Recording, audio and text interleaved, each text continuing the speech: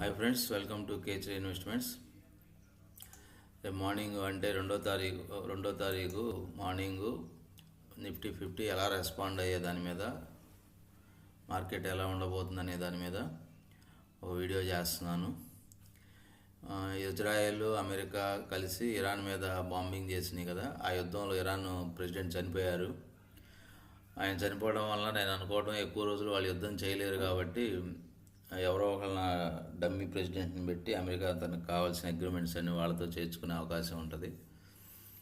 ఈ లోపల మనకి జరిగే నష్టం ఏంటంటే ఇండియన్ మార్కెట్కి మనకి ఆయిల్ ఇంపోర్ట్స్ మీద ఎఫెక్ట్ పడిద్ది, ప్లస్ ఎక్స్పోర్ట్స్ మీద కూడా ఎఫెక్ట్ పడిద్ది. యుద్ధం వలన కొన్ని కంపెనీలు, షిప్పింగ్ కంపెనీలు కూడా ఆల్రెడీ షిప్పింగ్ ఇన్సూరెన్సులు పెంచేసినాయి అన్నమాట. అందువల్ల మన మార్కెట్ రేపు ఎలా రెస్పాండ్ అయ్యేది అనేది ఒకసారి చూద్దాము. 24,000 అనేది మేజర్ సపోర్టు. రేపు గ్యాప్ డౌన్ అయ్యే అవకాశం ఉంది. 2024 దగ్గర సపోర్ట్ తీసుకొని మార్కెట్ పైకి పోయే అవకాశం ఉంది. రేపు గ్యాప్ డౌన్ అవుతుంది, కంపల్సరీ గ్యాప్ డౌన్ అయ్యిద్ది. గ్యాప్ డౌన్ అయిన తర్వాత 2024 మేజర్ సపోర్ట్ ఎలా, ఇది ఫిబొనాసీ లెవెల్ను కూడా సపోర్ట్ చేస్తుంది, 50% ఫిబొనాసీ లెవెల్ని. ఒకసారి అది కూడా చూద్దాం. ఫిబొనాసీ చూసి ఒకసారి ఫిబొనాసీ లెవెల్స్ కూడా చూద్దాము.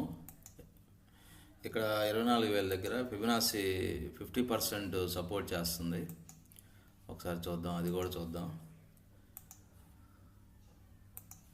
50% దగ్గర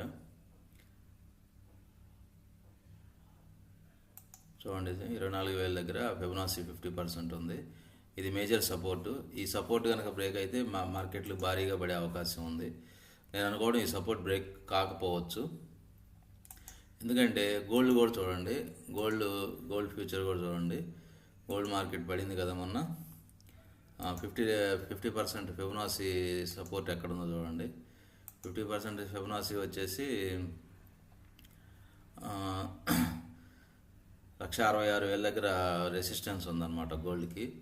166,000 దగ్గర రెసిస్టెన్స్ గోల్డ్ ఉంది. ప్లస్ నిఫ్టీ 50 24,000 దగ్గర ఫిబొనాసీ 50%. ఇది సపోర్టు, ఇది రెసిస్టెన్స్. గోల్డ్లో వచ్చేసి రెసిస్టెన్స్ ఉంది, నిఫ్టీ 50లో వచ్చి సపోర్ట్ ఉంది 24,000 దగ్గర. గోల్డ్లో వచ్చి 166,000 దగ్గర రెసిస్టెన్స్ ఉంది. కాబట్టి ఈ రెండు పాయింట్స్, ఈ రెండు సపోర్ట్ లెవెల్స్, రెసిస్టెన్స్ లెవెల్స్ చాలా కీ రోల్ పోషిస్తాయి రేపు మార్కెట్ మూమెంట్లో. అందుకని మార్కెట్ త్వరలోనే పెరిగే అవకాశం ఉంది. త్వరలో అంటే జస్ట్ నేను అనుకోవడం 2-3 రోజుల్లో యుద్ధం ఆగిపోవచ్చు. ఈ వీడియో కనుక మీకు నచ్చితే సబ్స్క్రైబ్ చేయండి, షేర్ చేయండి, లైక్ చేయండి. Thank you.